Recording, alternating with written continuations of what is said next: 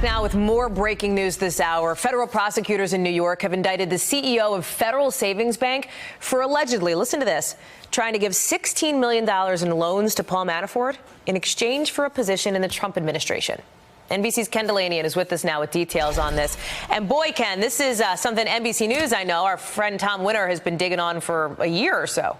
He's been all over this, Hallie. That's right. And we've known this has been coming since the Manafort trial because witnesses during that trial referenced this relationship, and prosecutors were very open in saying that this was improper, that this loan, that the CEO, Stephen Koch, made these loans to Paul Manafort, even though there were significant red flags about Manafort's ability to repay, and he went around the normal procedures with the bank. And there was also entered into evidence a list of positions in the Trump administration that Koch wanted.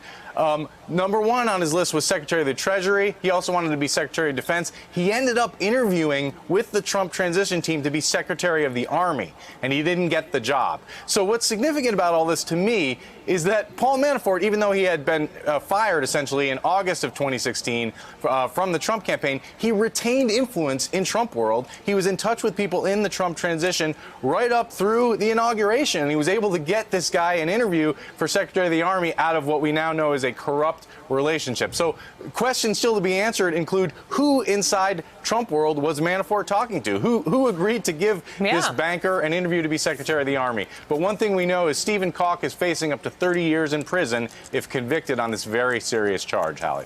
Ken Dilanian, thanks for hopping in front of a camera for us with that developing news. Appreciate it. Time now to thank you for checking out our YouTube channel.